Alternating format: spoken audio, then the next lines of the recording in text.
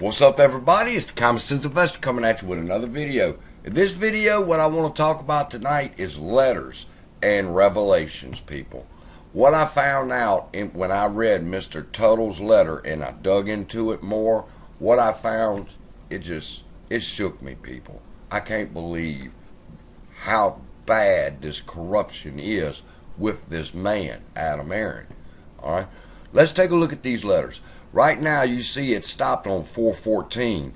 My letter I mailed Thursday should come in somewhere around Wednesday, and I'll pop right in there with y'all. And these are also letters to the court from AMC and Allegheny to the court, and court back to them, the court to us. All these letters right here. They tell you who they're from, and if you hover over it, it'll give you a synopsis of what it says. Okay? Now, real quick update on where we're at and what you can expect today in the courtroom with AMC. Now, this is a letter to the council, which is AMC and Allegheny, Mr. Acano and Mr. Tuttle, from the judge, Vice Chancellor Zern, dated April 13th, which was Thursday. Okay? And here's the letter that she gave them. Notice the very first lawyer at the top is Michael Berry. That's very important. I told you that name would come up again soon. Secondly, notice that she's got both Mr. Frank Acano and Brian Tuttle here listed along with the attorneys. So she has accepted them pro se. All right, and this is her letter to them, that she wishes to nudge the parties to address two pending motions. On March 1st, 2023, Mr. Frank Acano filed a motion to intervene. All right? It was denied. They opposed it. She denied it. He filed again and said, no, it ain't like that. And then he explains more, and then now she's accepted him. Same thing down here on April 13th. The court received a letter from Mr. Brian Tuttle concerning the litigation. Mr. Tuttle asked the court to accept his letter as a motion to intervene, which I will do. That's why his name's at the top, like I just showed you. All right. Now, if any parties intends to oppose Mr. Tuttle's motion, it should file an opposition by 3 o'clock Eastern Daylight Time on Monday, April 17th.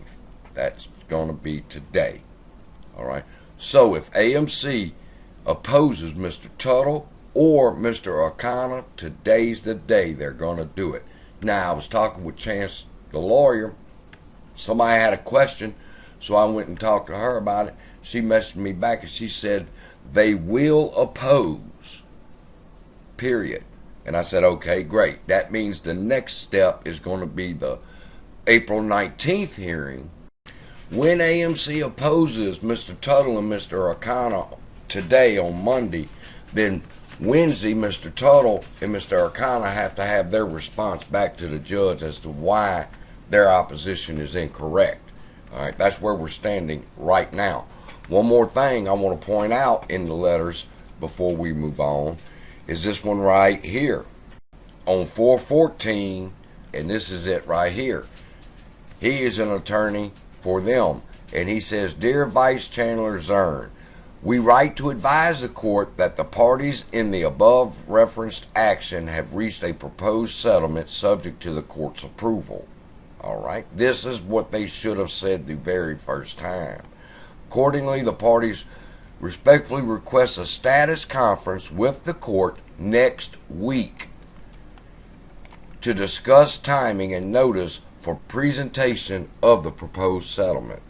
In light of the proposed settlement, the parties also respectfully request that the court adjourn the litigation deadlines in the stipulation and scheduling order entered on March 2nd, 2023, pending the court's full review of and decision rather to approve the proposed settlement. All right, and that's them. Now here's where one of the bitch ass thing is. Do you see Mr. Tuttle or Mr. O'Connor's name down here that he carbon copied this to? No.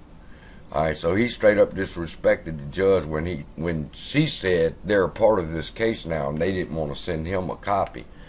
Now let's talk about Mr. Tuttle's letter for just a moment, okay? Now, I dissected this thing pretty good, people, because it's such a well-written document. I'm telling you, I've never read a legal document that was as good as this when I first looked at it. Somebody sent it to me, and they said, tell me what your thoughts are about it. And I said, okay, who is it from? It's from Brian Tuttle. Who's it to? Honorable Vice Chancellor Zern. I said, okay, carbon copy. M. Berry. I said, uh-oh, M. Berry. M. Berry is Michael Berry, which is Allegheny's lawyer, or one of them's lawyer. All right. Then he also sent it to Adam Aaron at AMC Theaters. So he sent a copy. He sent his letter to the judge, and he sent a carbon copy of this letter to the lawyers and to Adam Aaron. Now, when I seen that, I laughed, and I'm thinking, this dude's got balls, all right, that he's just going to make sure they know what he's doing. And as I read through the letter, I began to understand. He says, I am writing this honorable court after review of the docket entries and recent developments specifically regarding the proposed settlement agreement. Understandably, this unusual action has brought significant attention and controversy to your attentiveness. Ordinarily, I would not interject, but I have intimate knowledge and relevant facts about this case which compel me to bring them before you. That's an awesome paragraph, people. That man summed up everything. All right. First off, when he used the phrase understandably, this unusual action, he's referring to AMC and Allegheny trying to get ahead of the game and get the settlement done and the status quo lifted. And he said, understandably, that's brought a lot of controversy and significant attention to the case because we all flooded in with letters. So he's covered all that in this one paragraph, and he says, I got some shit I need you to hear. And he says, for starters, he's a common shareholder of AMC Entertainment, whom he has held shares from before the distribution of the preferred stock unit APE. All right. And then he says, I filed a complaint with the United States Securities and Exchange Commission, all right, that they were in violation of DGCL 242. All right. And he forwarded it to AMC that he did that. On 10/5/22, he emailed lead counsel in the Allegheny case, Michael Berry, notifying him I was working on a grievance which involves AMC Entertainment holding issuance of the dividend APE. It is now selling onto the open market without shareholder consent. So he's contacted Allegheny's lawyer, Michael Berry, concerning this. All right. On 10/10, after a brief phone conversation, he sent Michael Berry a 4-paragraph synopsis of the AMC grievances. He wants everybody to know what's going on. He notified the New York Stock Exchange that they were in breach of Rule 312. On 2/27, he done this. I mean, this man has been fighting. All right, he started this petition, which I'm going to try to remember to put it down in the link below. You need to go sign it, to opt out of this class action suit with Allegheny and stand on our own without Allegheny. And you're going to understand why that's important in just a minute, because he's fixing to drop a bomb to the court. If this court would like me to do, I can provide any of the above as evidence to support the above referenced communications, file an affidavit, or appear before the court.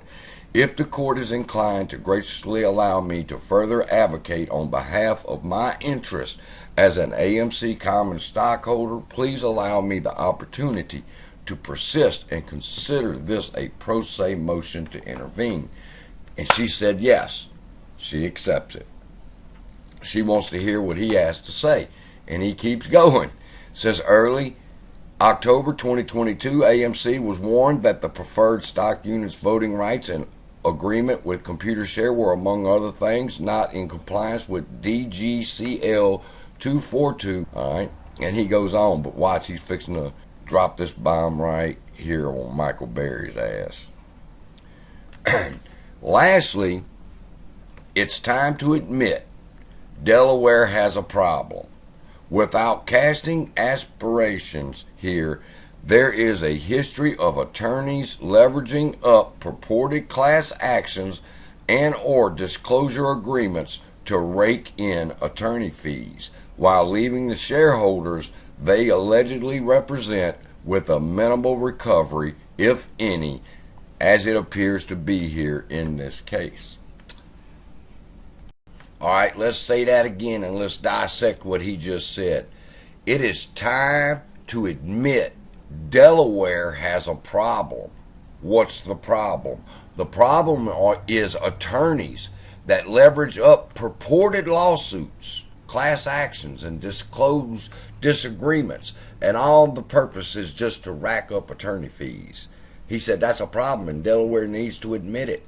And the judge would be inclined to agree with that statement because she knows it's true, while leaving the shareholders they allegedly represent with a minimal recovery, if any, as it appears to be here in this case.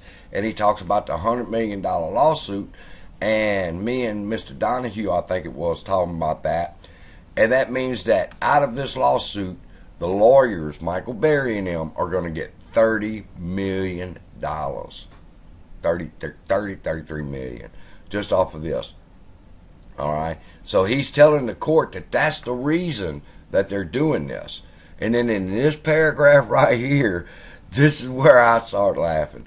There is also the question of how Allegheny ended up a class representative after Michael Berry was presented with a synopsis back in early October, nearly identical to the Allegheny complaint.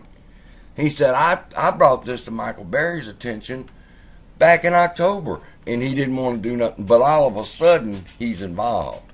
Mr. Berry previously represented myself, now this is where it gets good, and Travis Pope in actions against Highcroft Mining.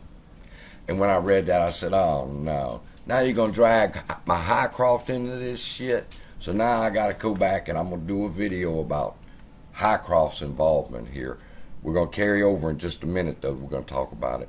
For his efforts, Michael Berry was awarded $250,000 mootness fee Highcroft agreed to furnish without objection. What does that mean? It means mootness fee. It means keep your mouth shut fee. And he settled that case, and he got $250,000, and Mr. Tuttle got nothing. So, to close this up and put a bow around it for you, what do I think about Mr. Tuttle? Mr. Tuttle is a champion, and Mr. Akano is in the courtroom with him as a champion, standing side by side, and they represent the shareholders' best interests. And he's brought to light to the court that Michael Berry has already taken a mootness fee to keep his mouth shut and close the case out in a Highcroft case just last year. So, he can't be trusted. That's why the judge has allowed this. And now you start wondering why it looks as if the judge is starting to lean towards the shareholders and not Allegheny and AMC anymore. Thank you, Mr. Tuttle. With that, we love you, be blessed, and I'll see you in the next video.